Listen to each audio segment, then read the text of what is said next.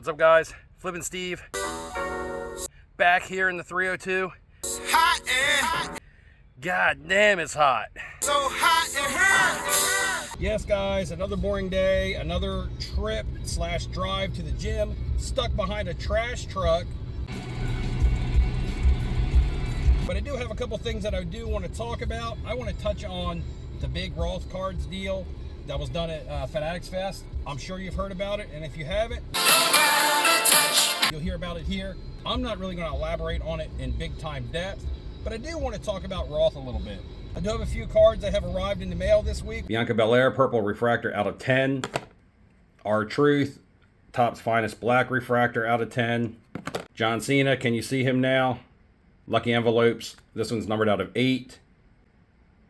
And The Rock, lucky envelopes, also numbered out of 8. I've already looked over this Rock card, and it looks really good. And if it grades out of 10, this will be a nice little flip. I'm also packaging up that consignment order that I said was going to be used to raise money for the National Trip giveaway. There was about 13 slabs. I'm packaging up all the PSA 9s that you saw in the last video. I'm also adding 7 more random cards. Aaron Donald Bowman rookie auto refractor. A Patrick Mahomes 2017 Crown Royal rookie raw. I should have got that graded. A Bob Gibson auto numbered out of, I think it says 89 or 69. 69. Steph Curry rookie raw. A Cheryl Miller auto. A Warren Spahn Upper Deck auto on card. And a cheap Harmon Killebrew Sports Illustrated on card Fleer auto. These are all being added to the consignment order just to try to beef it up a little bit. 50% of what that consignment order sells for is going directly to the winner of the national giveaway to have spending money at the show.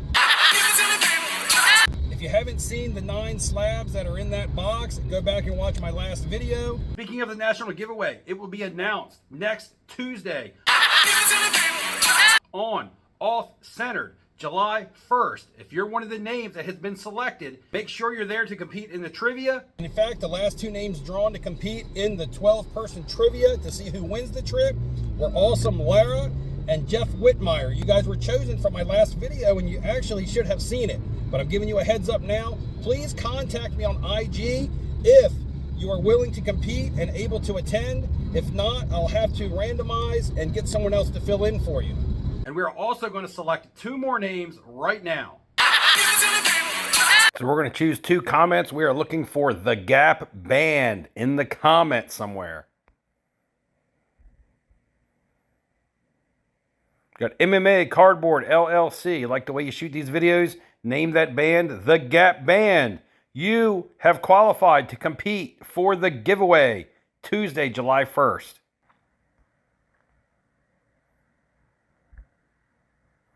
And we have Ricky Deco. Make sure you guys contact me on Instagram to let me know you've seen this and that you'll be able to compete. Also, throughout this video, I have to show you guys the remainder of my PSA return. We're going to start this PSA 10 reveal. Yes, these are all 10s. No surprise. Off with a couple select red waves. Got a Tiffany Stratton. Comes back a PSA 10. Card looks awesome. Numbered out of 99. Super popular.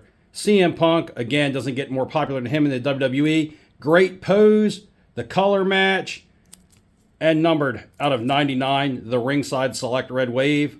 So let's talk about ROTHCARDS and the big Jaden Daniels sale. Now, Josh Roth has been a friend of mine in the hobby. We've hung out. We've actually set up at shows together, Culture Collision, a couple years ago. Buckets! And we're going to keep walking. But right next to me, we got my man Flippin' Steve right here. This is the... Been in each other's content, but I've also never been afraid to critique or criticize ROTHCARDS in some of his videos and things like that, especially when he used to make things appear to be easy. In my adventures this week, I managed to land 3 retail mega boxes of 2024 NFL contenders. And yes, these do say 1 autograph on average per box.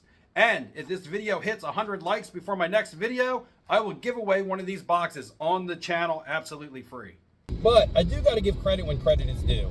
Now, the card that he sold was a Jaden Daniels 1 of 1. I believe it was a black finite prism. And he sold it to the owner of the Washington Redskins with Jaden Daniels in their presence. He got $500,000 for the card, and I'm not here to speak about the price of the card. I'm not here to speak about how much actual profit was made, if there was any partners or anything involved.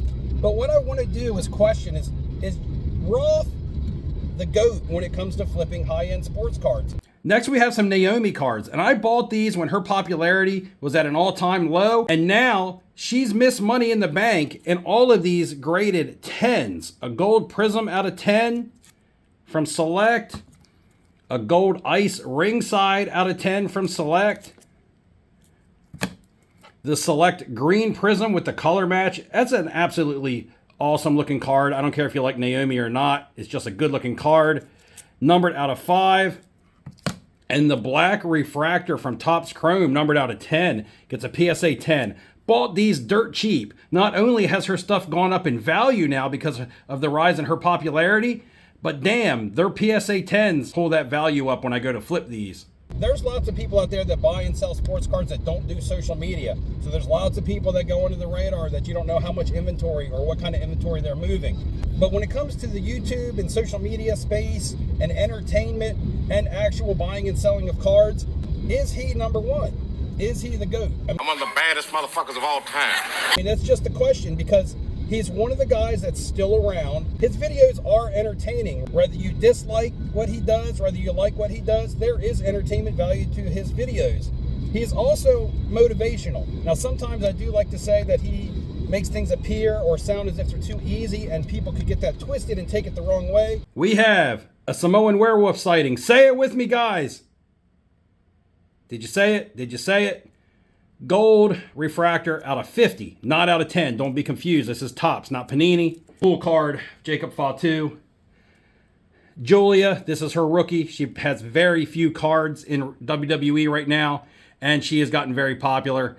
Her stuff sells very easily, especially when it's numbered, and this is a PSA 10 rookie of hers, one of her best cards that you could get. Got some more gold on the Roxanne Perez. Roxanne! Geometric gold refractor out of 50, PSA 10.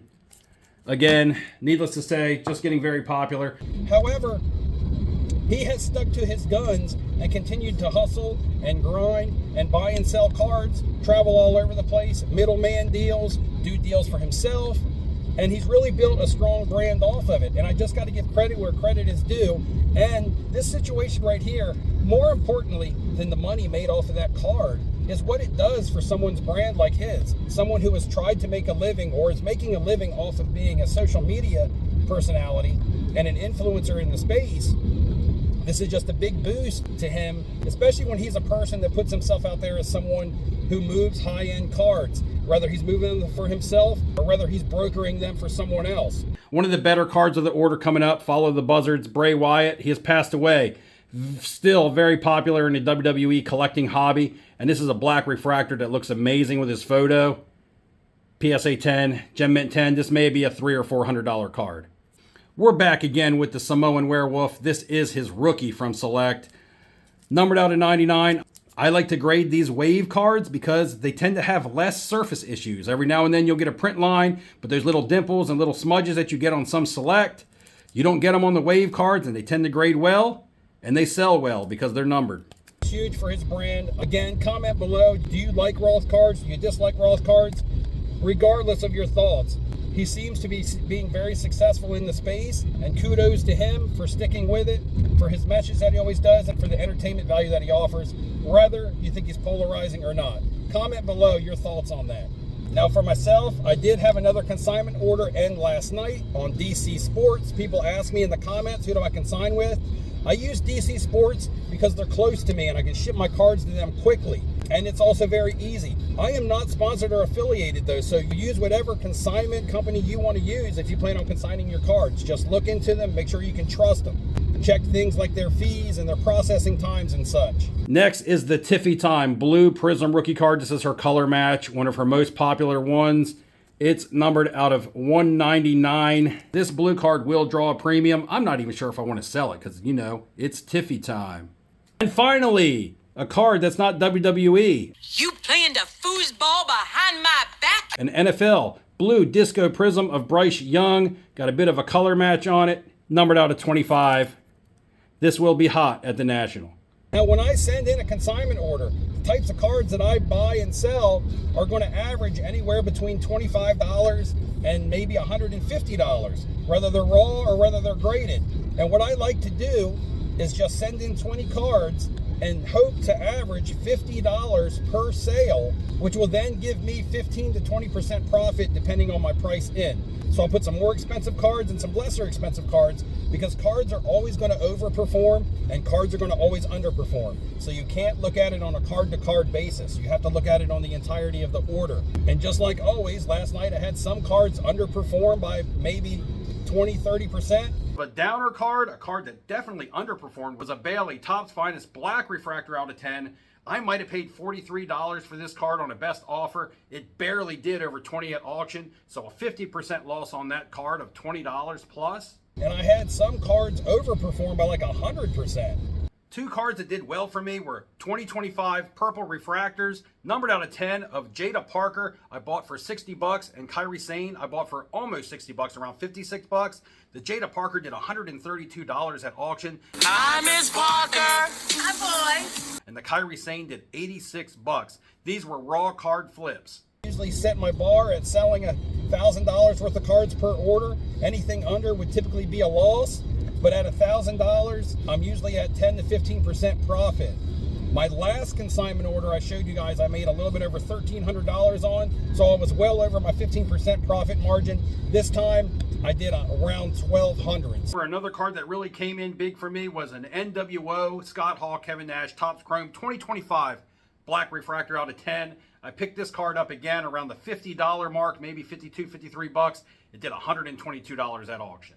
One more for the good guys. I'm going to go ahead and wrap the video here. Don't forget, National Giveaway, July 1st, Tuesday on Off-Centered, 9 p.m. Eastern Standard Time. It's about lights out around here, and I know what you're saying. How do you expect us to like and subscribe if you at least don't show the dingus once in the video?